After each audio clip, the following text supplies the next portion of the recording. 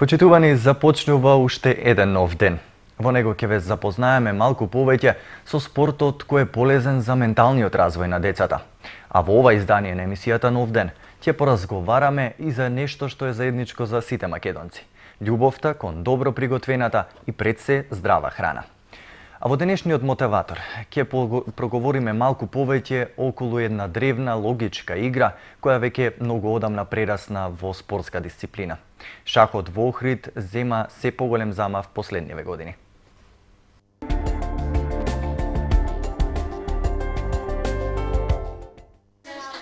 Почитувани, во нашата емисија често говориме околу важноста на физичката активност, особено за развојот на најмалите деца. Меѓутоа, може да се каже дека паралелно со физичката активност, подеднакво важно е развивањето и на психичките способности на најмалите деца. Секако шахот представува еден од оние спортови кои што можеби на најдобар можен начин влијаат во развивањето на психичките способности кај децата. Охрид за среќа има една шаховска школа која постои веќе подолг период и кој што бележат секако и значајни успеси. Тоа е шаховската школа Ласкер, а нешто повеќе околу самата школа, меѓутоа и како шахот влијае врз развивањето на менталните способности на децата, ќе ни каже професорот Борис Лишевски. Професоре, ајде прво да проговориме околу значењето и начините на кои што шахот ја помага и ја развива психичката способност кај децата. Значи, најдобро е да се почне што помали, да речеме, од 4 годишна возраст. Им помага подобро да памтат. Значи, помнењето. Немаат проблем со математичките операции, дечињата. Колку подолго играат, нормално не да заглава да играат, да речеме 8, 9, 10 часа, тогаш све друго ќе падне во вода. Меѓутоа, за развивање на логичките способности, шахот е една од најдобрите игри. Логички, нормално. Добро, шаховската школа Ласкер функционира подолг временски период. Ајде нешто да кажеме околу начинот на кој што функционирате, колку дечиња имате во школата. Значи, функционираме од 2011 година, ова е веќе 4-та година како што запишуваме ученици и функционираме во склоп на Сдруженијето на математичари. Така ни беше наједноставно да функционираме, да речам правно да функционираме, да не сме надиво. Со тоа што, бидејќи шахот е еден вид спорт, спаѓаат искрено во активности каде што мораме да регистрираме, да речем, како клуб, шаховски клуб. Меѓутоа не можев да најдам во Охрид истомисленици, да речем, ентузијасти кои што барем да сме 6 души кои што ќе го формираме тој клуб и да се надпреваруваме во онаа лига што има Шаховска федерација на Македонија. Токму заради тоа, идејата беше да се собираат само најмладите дечиња до 14 годишна возраст и да се во склоп на Сдруженијето на математичари кое што функционира од 78 година. Добро, верувам дека многу е полесно да се замисли како тренираат деца во останати спортови, дали се тоа фудбал, кошарка, тимски некои спортови, меѓутоа како тренираат децата кои што се занимаваат со шахот? Што представува еден нивни тренинг? Што вклучува? Така, значи од оваа година, од доминатата година ние експериментиравме, да речем, немавме ни некоја водилка како да ги реализираме тие часови и едноставно лутавме по на литература што можевме да ја набавиме. Обично беше од српска и руска литература. Од оваа година, после посетата на шаховски клуб Раднички од Србија, дојдов на идеја да создадеме една книжка според која ќе работиме. Значи, првиот дел од часот кој што трае 60 минути, 30 минути ние едноставно решаваме проблеми кои што на дечињата им се даваат по одредена динамика. Нормално почетниците имаат само да избојат, да ги откријат каде се фигуричките на таблата, да ја постават таблата и да ги препознават. Додека поголемите веќе решаваат проблеми со 1, со 2, со 3, со повеќе потези. На почеток, нормално, кога ќе дојдат, мораме тие што не знаат да се запознаат со фигурите, нивното движење, правилата за игра. Потоа веќе одат посложени работи, а вториот дел од часот играат меѓусебно, со тоа што кружат, да речеме, да не им стане монотонно еден да игра против еден цело време, туку кружат меѓу себе со тоа што вардиме да бидат според јачината оние дечиња едно со друго компатибилни, за да не дојде и разочарување кај некој од нив. Добро, колку дечиња имате тука, на која возраст е? Дали постои кај младата популација интерес за шахот како спорт? Оваа година имаме околу 18 дечиња сега во моментов, со тоа што бројов да речем се зголеми заради овие дечиња што ќе одат на државен надпревар. Значи на 21 во Велес се одржува државниот надпревар за ученици од основно и средно училиште и тие во моментов вежбаат тука. Значи се спремаат, тимски се спремаат да речем. Не е битно сите се наши дечиња да постигнат добар успех таму. Заради тие дечиња сме околу 18, иначе 12 дечиња оваа година се запишани. Минатата година бевме околу 16, тука е бројката варира сега. Многу често некои ќе дојдат, па ќе видат како е, па се откажуваат, па нови дечиња и така. Добро, дали постои интерес кај младата популација да се занимава со оваков спорт? Најискрено не постои. Значи, ја жалам што ова е, можам да речам, повеќе за развивање на нивните мозочиња, за да можат подобро и да помнат, да можат подобро да се снаоѓаат со секојдневните проблеми со кои што ќе се соочуваат, бидејќи во шахот треба во одреден временски термин да донесат правилна одлука, односно да го заштитат кралот. Жалам што пред се родителите, не мислам дека дечињата кај да ги донесат дека ќе дојдат. Толку е развиено, да речем, ние повеќе би седнале во некој кафич да испиеме некој кафе, отколку да дојдат на некаква активност. Нажалост, во сите спортови знам дека е така, и во ракометот, барем кој што го пратам, да речем, бидејќи мојот син го носам на ракомет, секаде е истиот проблем во Охрид. Добро, споменав јас на почетокот, клубот Лацкер редовно се надпреварува по надпреварите кои што се одржуваат пред се во Републикава, каде се имате надпреварувано, споменавте дека следно заминувате во Велес. Значи, минативе години учествувавме на сите надпреварувања што се во организација на Шаховска федерација на Македонија. Дополнително учествуваме на сите надпреварувања што ги организира Сојузот на училишни спортови на Македонија. Тие се еднаш годишно, во ноември обично, и од кога постои од 2011 ние редовно испраќаме екипа од Охрид.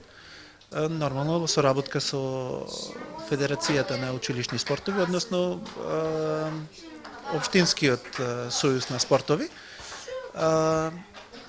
и наставниците по физичко образование, бидејќи ова е всушност под нивна надлежност, да речем, како предмет кој што треба да го предаваат во 6 одделение. Значи има таму наставни единици од шах во склопе на физичко и здравствено образование. Шаховска федерација ги организира, да речеме, отворените првенства. На тие можеме да учествуваме, на екипните не можеме да учествуваме, бидејќи немаме екипа, немаме клуб регистрирано. За да се учествува на екипно првенство мораме да имаме екипа, мораме да имаме 6 возрастни кои што ќе настапат за клубот, да ги бранат боите. Тие се, значи, да речам, условите за да се учествува, заради тоа не можеме и да учествуваме. Иначе радо би ошли на тие, зашто да не. Добро, со оглед на тоа дека станува збор за мисловна игра, значи како може да се поделат? Обично луѓето мислат дека со оглед на тоа дека станува збор за игра која што, значи, бара поголем ангажман мисловен, а децата нели си имаат и училишни обврски, како ги склопуваат тие две работи? Значи ние овдека искрено не задаваме домашни работи. Значи се она што треба да го направат е тоа да дојдат овдека, да ги поиграат, да поиграат меѓу себе, да видат до каде се, да научат нешто од постарите. Нормално тука помагаме колку што можеме. Ако групата е поголема, тогаш ќе имаме нормално поголем проблем. Јас оваа година благодарение имам уште двајца волонтери, Горан Димитриевски и Атанас Апостоловски, кои што ми помагаат, да речем. Тие ми помага и во организирањето на општинскиот надпревар во шах. Значи, едноставно сам не се може. Мораме двајца, тројца да сме, ако имаме дечиња по темпераменти, па ќе кренат галама, па мора да се опоменат, мора да биде тишина. Тренингот е пред се овде. Значи, не оставаме ништо за дома, заради тоа и му е олеснување. Тие ќе дојдат еден час, тој еден час, се што треба да дојдат, да изиграат партија, оно што ќе го запамтат, ќе го запамтат. Сега, нормално, со развивање на нивните виуги, да речеме, во мозачето, ќе памтат многу повеќе потези, дури некогаш кога ќе одиграме ние старите, ќе ни речат зошто го одигра, тоа е грешен потек. Значи веќе и такви дечиња имаме. Јас се радувам дека напреднавме, бевме на 0, сега сме многу погоре. На првенствата кои што беа на организирани од Шаховска федерација, кога ќе победевме некој од Алкалут кој што вежбат 12-13 години, кај што имаат со домашни, кај што треба да научат неколку партии на памет, значи отворања, разни стратегии, нашиве дечиња без тоа ги победуваат.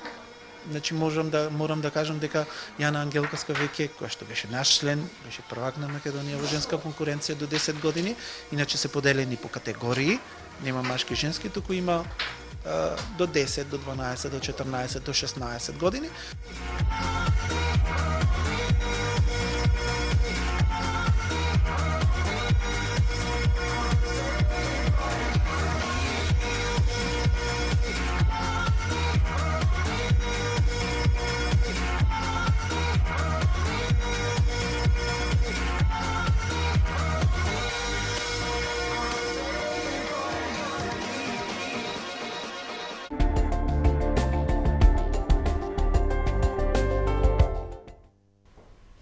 Обично велат дека сликата вреди 1000 зборови, па токму затоа ќе употребам незината моќ за да ви го представам мојот денешен гостин. Ќе ви пуштиме од режија, значи ќе ни пуштате еден прилог кој што информативната редакција на ТВМ го подготви со мојот денешен гостин, а за што станува збор ќе имате можност да видите наскоро. Ставено во функција реновираното бифе на Факултетот за туризам и угостителство. Преку овој гламурозен коктел со специјално подготвено мени, Факултетот за туризам и угостителство денеска не само што го стави во функција бифето, туку и најави многу новини од кујната на Факултетот за туризам и угостителство. Морски плодови, јасток на камерунски начин, рубен сус, тартар бифтек, црни црвен кавијар, шкампи во сос од виски, торта, опера Бастилја. Беа дел од ексклузивните јадења од холивудското мени кој што денеска го подготвија студентите. Не треба многу труд за да се понуди екстра вкусна трпеза, туку само љубов кон готвењето, истакна дипломираниот менаџер по диететика и исхрана Давид Санџаковски. Не беше тешко благодарение на студентите и на екипата кои помогна да се припреми овој коктел и да изгледа така како што изгледа. За во Охридските хотели секако дека може со добра екипа да се припремаат и вакви работи, само треба повеќе труд, ентузијазам. Со холивудското мени денеска символично беше најавен и почетокот на работата на бифето во Факултетот за туризам и угостителство. А денеска отидовме на многу поелитен коктел и затоа кажувам дека студентите влегоа со еден голем ентузијазам, многу беа вредни, голема благодарност и понатака ќе продолжиме на овој начин и со тоа ќе докажеме дека овој факултет навистина е достоен и ќе направи квалитетни кадри кои што утре ќе овозможат подобрување на вкупното угостителство во градот Охрид. Исто така ми е важно да нас посочам дека веќе започнува една голема револуција во хотелската индустрија и најавувам веќе утре доаѓа повеќе учесници и оние кои што се носители во хотелската индустрија, ќе имаме округла маса во рамките на факултетот, нормално на проблематика сите теми и проблеми во хотелската индустрија. На тој начин чувствувам дека веќе ќе се роди нешто ново, ќе се започне една иницијатива која што ќе допринесе да имаме подобар град, подобро угостителство и накрај воопшто подобар туризам. Деканот на ФТУ, професор доктор Сашо Коруновски, горд на студентите и нивното вложување во професијата. Ресторанот во факултетот ќе овозможи практична работа за студентите, вели Коруновски, и додава дека ако досега детектирале многу проблеми во делот од практичната работа, сега се подготвени да се носат и со оваа обврска, а најдобар пример за тоа ќе биде она што денеска им го понудија на гостите, но и на целата заедница. Факултетот за туризам и гостителство може да се каже ќе биде носечка институција која што ќе воведе нови стандарди во гастрономијата, исхраната и диететиката. Спремни сме да одговориме на овој предизвик за цела Македонија, за туризмот во Република Македонија. Значи дека ние од денес почнуваме заедно со професорите и студентите и со се разбира нашите поддржувачи од хотелската и од туристичката индустрија воопшто да работиме со еден нов концепт. Според најавите на Факултетот за туризам и угостителство Охрид, новото бифе ќе биде отворено и за сите граѓани на Охрид.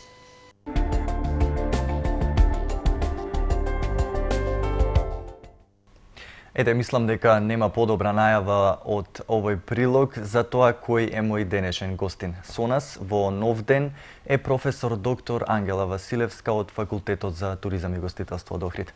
Професорке, прво добро ни дојдовте. Добро ве најдов. Повторно ви благодарам за поканата.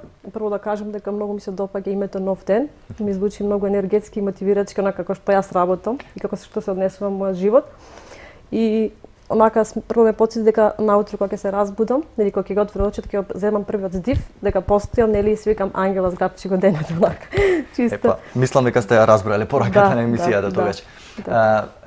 Секако храната е нешто што вие најдобро го знаете и токму тоа е причината поради која што и гостувате во нашата емисија.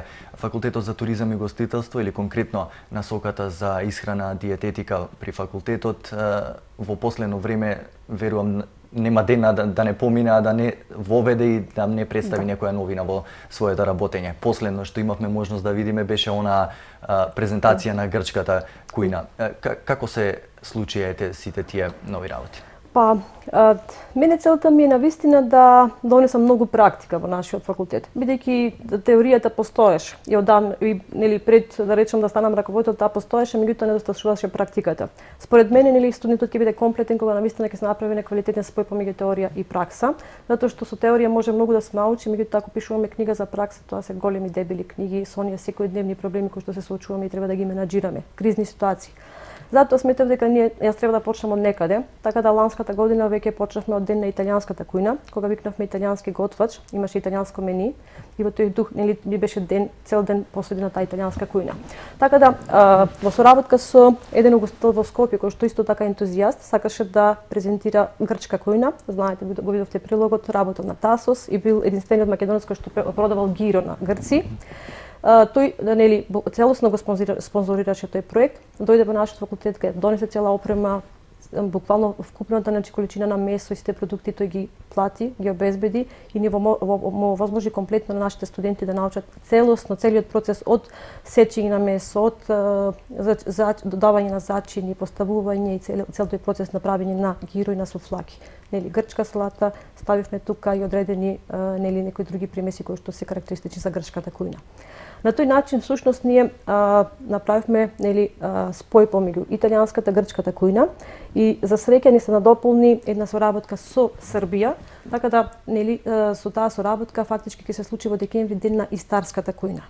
И на тој начин, значи, на моје огромно задоволство, фактички се заокружи тој цел циклус на некој начин на медитеранска кујна, која што во моментот во светот е број 1 кујна, со оглед на тоа што се во себе вклучува голем број на компоненти и хранливи продукти кои што се исклучително здрави, како маслиновото масло, рибата, нели виното и така натака, кои што имаат голем бенефит нели врз човековото здравје и многу се шири низ целиот свет како една од највлијателните моментално кујни покрај тајванската кујна. Така. Прилогот кој што пред малку го погледнавме беше воедно нели реализиран на денот кога и се отвори всушност и официјално кујната при Факултетот за туризам и угостителство. Колку незиното постоење ви помогна вас пред се како професор на факултетот и раководител на таа насока на вистински начин да им ја пренесете пред се љубовта на студентите кон правилното подготвување на здрава храна пред се? Нормално дека јас стално велам дека гастрономијата е уметност и тоа треба да го сватат самите студенти, бидејќи тие кога влегуваат во првата година, верувајте, станува збор за една аморфна маса кој што можеби не знаат каде дошле, која нивната цел матрица. Така да може би една година во моето, да речам, работење со нив постојано работам на нивна првична мотивација. Да стигнем до оној момент кога ќе ги прашам дали вие навистина сакате гастрономијата. Преиспитајте се, бидејќи тоа е сепак тешка работа, на некој начин, меѓутоа ако се сака ништо не е тешко, посебно ако самиот како индивидуа се внесе во целиот тој процес и си постави крајна цел дека сака да биде добар готвач. Затоа што јас стално му велам дека во Македонија нема, многу се малку добри готвачи. Ние имаме само добри скараџи, нели? Буквално некако сите насоки кон, речам, тој веќе готвењето стана некој престиж, култ, нели, во високите елитни кругови и тоа веќе на нив се пренесува дека тие навистина сакаат да готват. Така да кај нив веќе го гледам тој жар во очите што многу ми се допаѓа кога ќе ги погледам, ми вика професор, ќе ајде да работиме проекти, да, значи веќе се тие мотивирани за разлика да речеме пред неколку години кога ќе му кажев проект, тоа му беше како една обврска, така и сака брзо да сработат, а сега еве кога ќе му дадам работиме проект за здрава храна, имаме проект каде што вршиме истражување на традиционалната храна во овој регион нашиот, бидејќи такво истражување нема направено нешто генерално, така да веќе ги поделив по региони да направат истражување, да разговараат со старите, да запишат стари рецепти, ако има да речем некој прибор стар кој што го користеле да земат слика, па да цела постапка приказна која е поврзана и сето тоа значи понатака да се стави на хартија да се запише и од тоа да се селектираат одреден број на рецепти кои што понатака можат и така во готова форма да се понудат на угостителските објекти. Тоа што кај нас, јас стално велам дека традиционалната храна се нуди, меѓутоа нема додадена вредност. Таа често е некако вметната во сите јадења во менито, нема да речам дел каде што навистина ќе се направи квалитетно мени издвоено, така или дел во хотелите, како посебен избор. Да, тоа е таа додадена вредност која што кога ќе порача туристот, значи и комплетно целиот впечаток да се донесе со самата традиционална храна. Кај нас некако така не знам, недостасува тој момент кога треба навистина квалитетно да се понуди. Можеби како во позадина е она што би требало можеби најдобар квалитет да е на македонска. Да, тука знаете како, јас стално велам дека тука треба да се посочи користење на локални продукти. Така, значи тој спој со заедницата. Тоа, да речем, живење каде што се користат локални домати, локален зеленчук, локално овошје. Сега бев на студиски престои во Словенија, верувајте, значи знаете какви приказни прават со тие локални. Постои сега таму еден најнов тренд, тој се вика глем кемпинг, гламурозно кампување. Веќе на луѓето му е досадно од луксузни хотели. И едноставно сакаат да представуваат како да се на кампување, меѓутоа во луксузно кампување, и околу тие кампови се органско производство. Тие можат да излезат да се скинат од домат, зелка, пазличан и од тоа органски продукти да се направат самите зелка или па да се порачат храна која што е традиционална од ресторан. Меѓутоа сето тоа е направено еден многу добар концепт на работа. Така. Се имаме, меѓутоа немаме, да речам, концепт квалитетен. Тоа ни недостасува. Јас споменавте, значи храната, односно продуктите од органско потекло, Факултетот за туризам и угостителство и тука, значи има започнато, да речам, еден проектот за ботаничката градина, докаде се таму работите? Да, малку се пролонгира работите, меѓутоа не е до наша вината, тоа е ИПА проект кој што Европската унија го организира и го спонзорира. Малку се пролонгира работите, меѓутоа за среќа денеска го добив мејл дека веќе започнуваме со целосно отпочнување на тие активности кои што се зацртани во тој проект. Ние, значи, тука учествува нашиот факултет, општина Охрид, каде што ќе се прави целосно водена патека после мостот, или негде до Горица прва, или Солун како општина и Факултетот за туризам и угостителство во Солун. Тоест воден општината се извинувам и Солун факултетот. Тоа се 4 партнери во целиот проект и целиот е многу голем проект, околу 600.000 евра и повеќе од 600.000 евра. А нашиот факултет ќе направи таа ботаничка градина во која што планирам да има зачински билки кои што ќе бидат свежи и буквално туристите, ако правиме некои, да речем, ручеци или за студентите ќе можат на лице место си наберат од тие зачински билки, дури да си ја зачинат самата храна, бидејќи знаеме дека зачинските билки денеска се многу здрави, бидејќи во себе содржат природни антиоксиданси, кои што како свежи, не се термички обработени, можат многу подобро да ја зголемат хранливата вредност на храната. Затоа и италијанската храна се рачуна како еден вид на здрава храна, затоа што термичката обработка понатака ја дополнуваат со тие така начини босилок, оригано и така натака кои што се стварно мокни антиоксиданси. Така.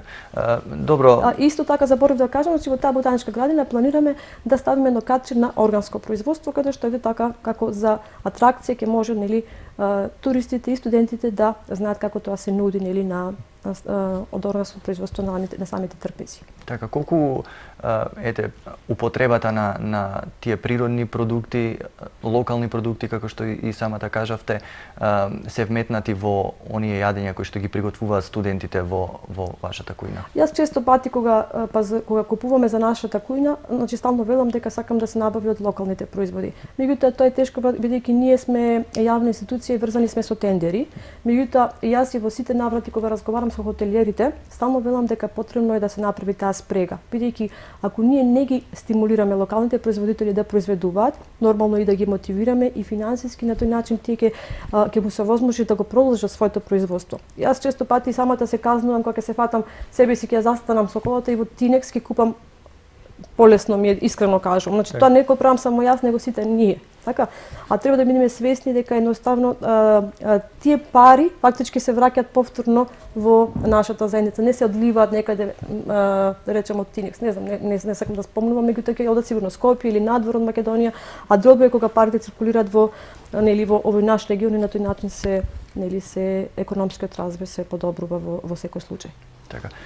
Добро, како што ме информиравте во онај неврзан разговор кој што го имавте, секој понеделник во Факултетот за туризам и гостителство или конкретно во кујната при факултетот имате практична настава.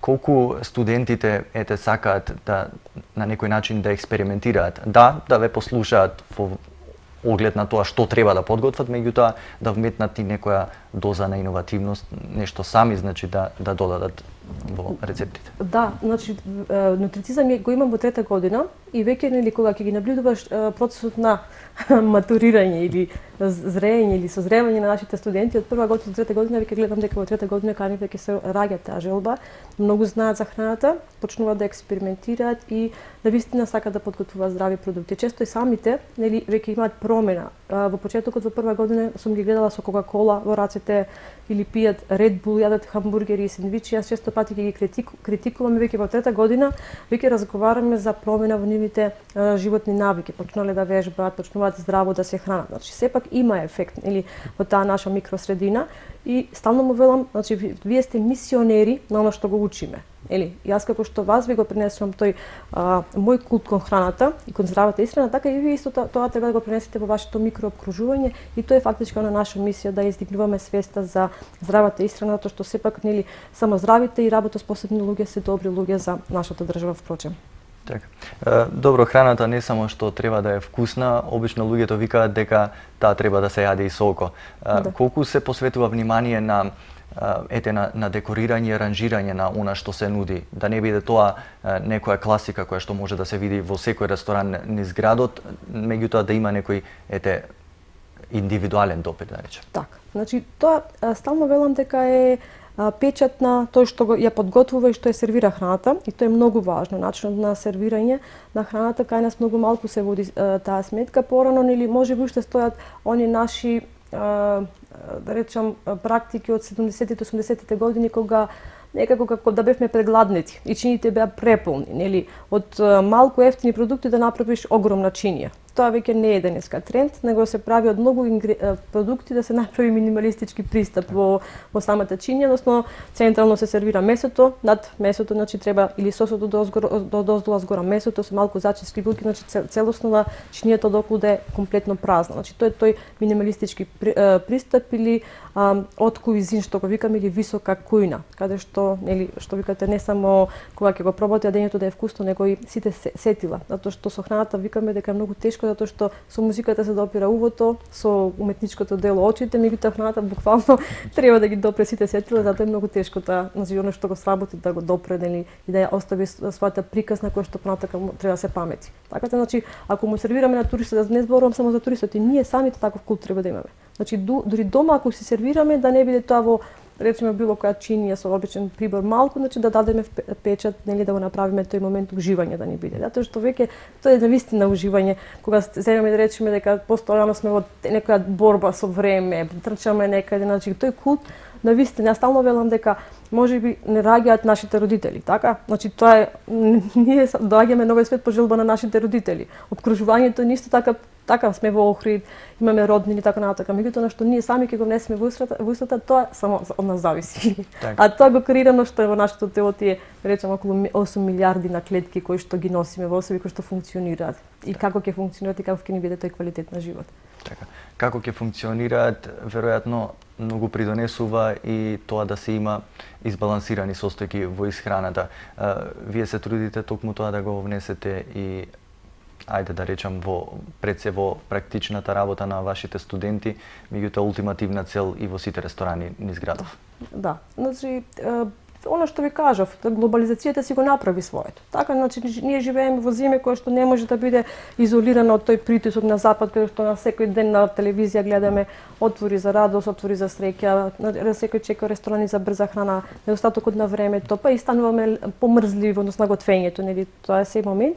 Меѓутоа, во секој случај треба да обрнеме внимание. Јас стално велам дека вистина квалитетот на живот во голема мера зависи од тоа како се храниме, како го почитуваме нашето тело и од тоа зависи, значи, како ќе старееме. Затоа што може да имаме здраво старење, квалитетно старење, или да речем на 50 години веќе да стигнеме до трето доба и да бидеме помалку работно способни. Или со диабетес, кардиоваскуларни заболувања, не дај Боже, канцер и така натака. Затоа велам дека тој животен век самите буквално себе си нели се креираме и создаваме таков квалитет на живот. Многу е важно нели да ги почитуваме тие основни правила на здрава исхрана, нормално, а тоа се да речем да се јадат повеќе овошје, зеленчук, варена храна, да се избегнуваат многу да речем житни производи како што е бел леб, или затоа што имаат висок гликемички индекс и го трошат нашиот панкреас, понатака сувомесните производи, газирани напитоци и нормално физичката активност. Постојано на моите студенти ги прашувам, ајде викам колку од вас вежбаат. И верувајте, или колку пушат цигари, колку пијат алкохол. Нели секогаш превладуваат оние кои што пушат цигари и не вежбаат отколку оние што вежбаат, меѓутоа ете со мојата мотивација дури често знам некогаш и на час да му донесам нешто за мала справа за вежбање да проверам колку тие се физички активни. Значи чисто само да ги мотивирам за да почнат, затоа што физичката активност на вистина нели го значи психичкиот момент го подобрува, или она што викаме издржливост психичка, меѓутоа и физичките карактеристики, тој капацитет на физичко издржливо тело нели го подобрува. Така. Македонската кујна важи за една од оние кои што во себе инкорпорираат здрави намирници, може да се каже, и барем во минатото, ако ништо повеќе, таа представувала извор на здравје за нашите предци. Како изгледа македонската кујна денес? Македонската кујна денес. Ако направиме една пресека по данешни времиња, па ние готвиме ни помалку 20 јадења. Еве, например, кога сакате прашате, мислам дека ни 20 јадења секојдневно ги нема на нашата трфет. Значи, тоа се е стеснато, и останато на некој, речам, не знам, ориз со пилешко, манџа со компири, гравче, тавче, тие ги знаеме, значи, кои што може би на двете раце се бројат. Има доста стари јадења кои што се заборавени. Затоа нели го правам и тој проект малку да ги ревитализираме одредени јадења, затоа што сепак македонската кујна стварно здрава, што содржи многу во изобилство зеленчук и овошје кое што е значи зеленчук исто така единствено месо кое што е здраво, нели? Има и некои продукти кои што се високо калорични, меѓутоа сепак нели тие ако се јадат во зима во мала количина, исто така не значи дека ќе направат штета на нашиот организам, затоа што во секој случај најважно е она што ќе се консумира да се потроши. Значи, како сме физички активни и малку покалорична храна да јадеме, нема да има никаков ефект. Меѓутоа, ако постојано јадеме само шекери, а немаме физичка активност, во тој случај организмот ги складира тие шекери, нема каде и гликогенот ќе се целосно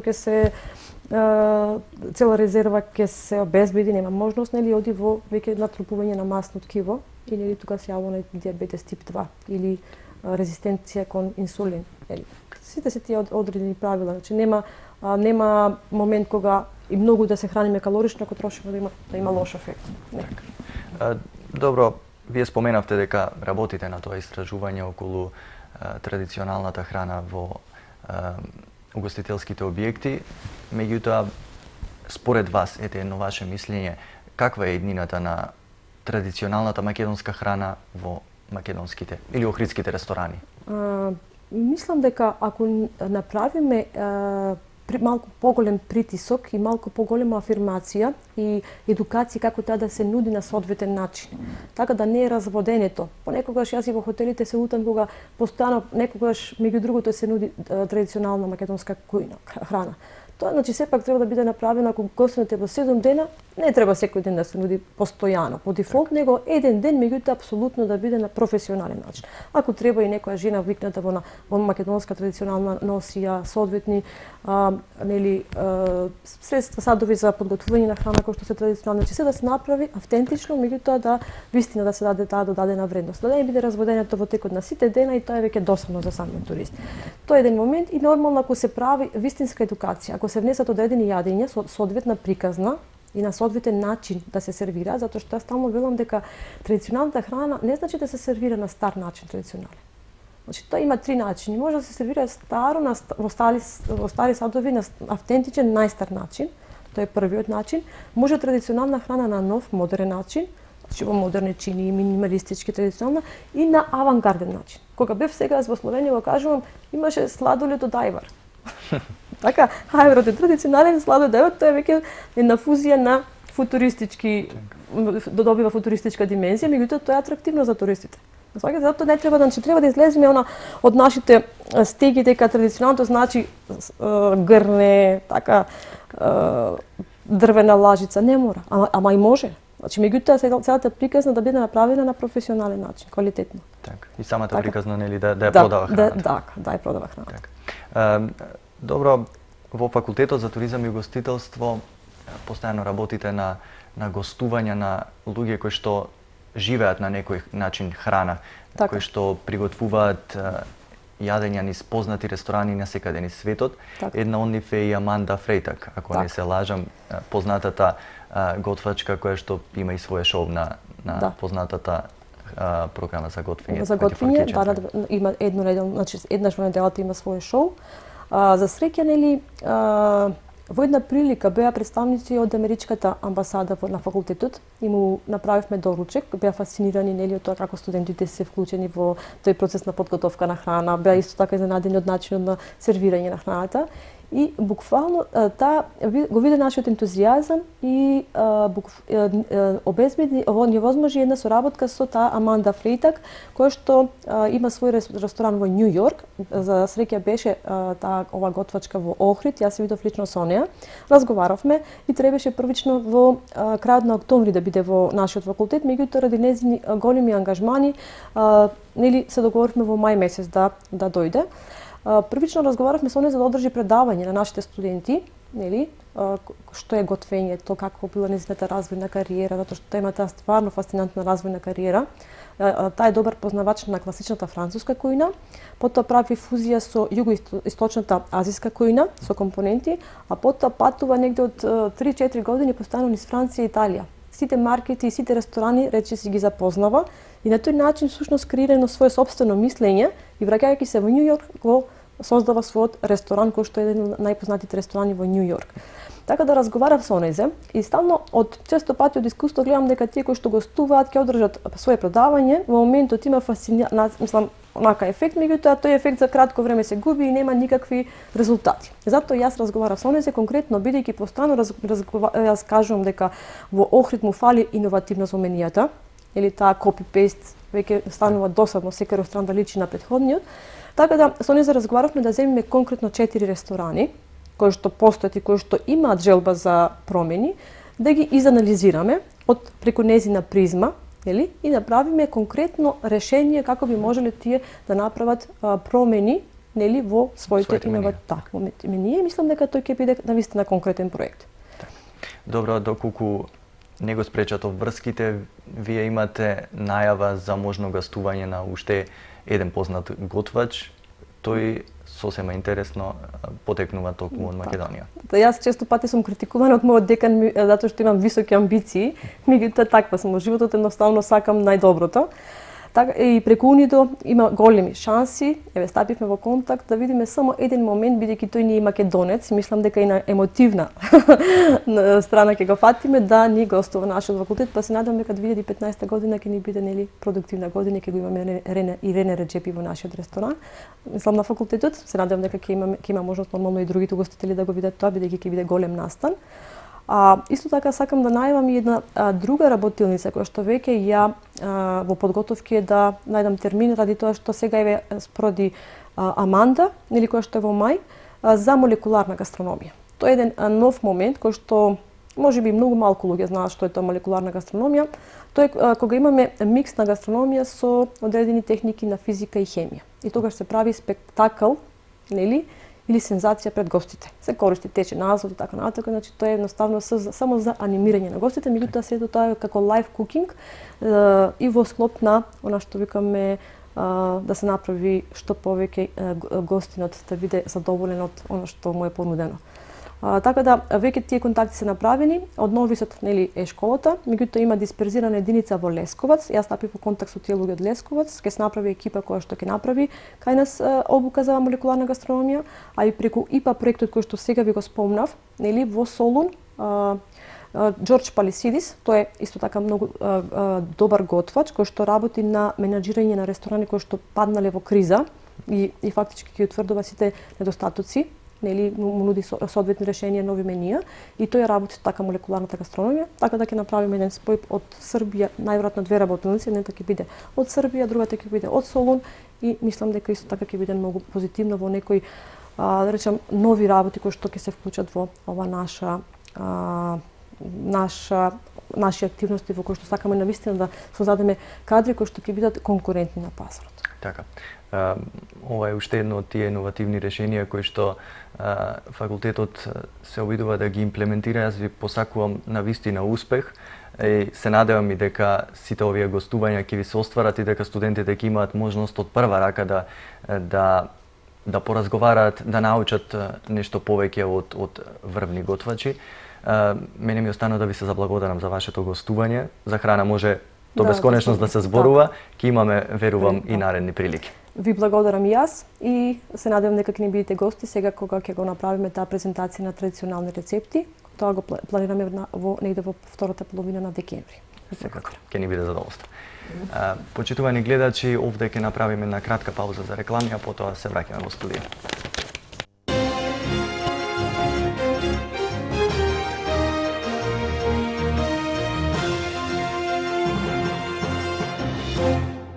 Ново, екстра цени во Екстра маркет. Алпско млеко 46 денари. Туристички колбас Пик Врбовец 156 денари. Копан со надкопан зоги 108 денари. Екстра риба ослич 149 денари. Екстра ориз 65 денари. Брашно жито Алтан 25 кг 575 денари. Абразивно средство за домакинство ЦИФ 82 денари. Екстра заштеда во Екстра маркет. Патка, а да частиш едно кафе? Што не кажеш бе, одба.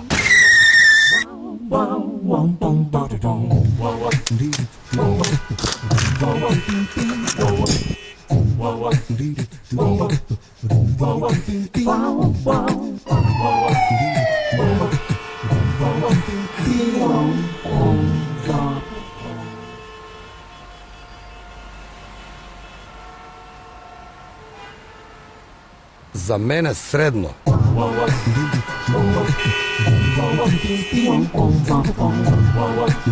Во секое време, на секое место. Кафе Пела. Ти најдобро го познаваш твојот крај, а тој е интересен за туристите. Поведи ги, покажи им ги патеките, раскажи им ги на интересните легенди и приказни. Помогни им на нив, а и себе си. Тоа може да биде твојот нов бизнис. Обиди се. Алтернативен туризам. За тебе, за сите.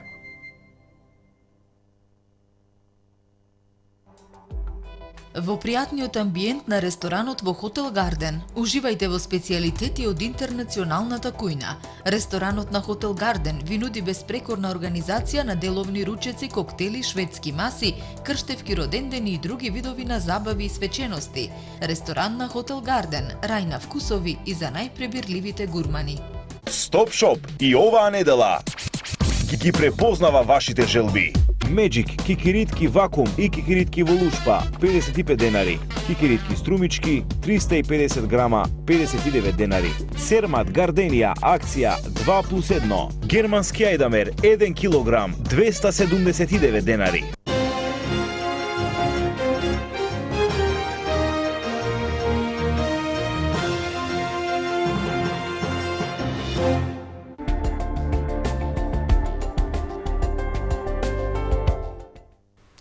Кога луѓето патуваат на одмори, сакаат пред се добро да се забавуваат, да посетуваат клубови, забави и едноставно да си поминат добро.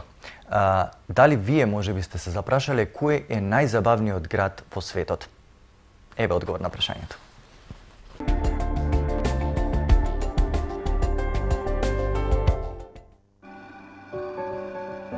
Ефтино пиво, супер ноќни клубови и многу можности за забава на возрастни, на местото на најзабавниот град на светот, Берлин. Престолнината на Германија ја доби оваа титула во конкуренција помеѓу 1800 светски градови, а критериумите според кои градовите се оценувани се барови, клубови, шопинг центри, можност за забава за возрастни. Факторите како просечната цена на пивото, како и на тоа дали е дозволено консумирање на алкохол на јавно место, исто така влијаеле на оценките. Меѓу градовите кои нудат одлична забава се најде и Лондон на второто место, посебно поради добрите клубови и музички концерти, додека Токио добил добри оценки за барови и шопинг центри. Освен што Берлин е прогласен за најзабавен град на светот, пивото во овој град било најевтино помеѓу 25 градови. Истражувањето е спроведено од страна на Get Your Guide, сајтот за патување, а засновано е врз анализата на податоци од различни сајтови ширум светот, помеѓу останатото и TripAdvisor, но и на анкетата во која учествувале 2000 лица. Париз влегол во топ 3, на четвртото место е Њујорк, потоа следат Токио, Хамбург, Рим, Виена, Барселона и Истанбул на 10-то место.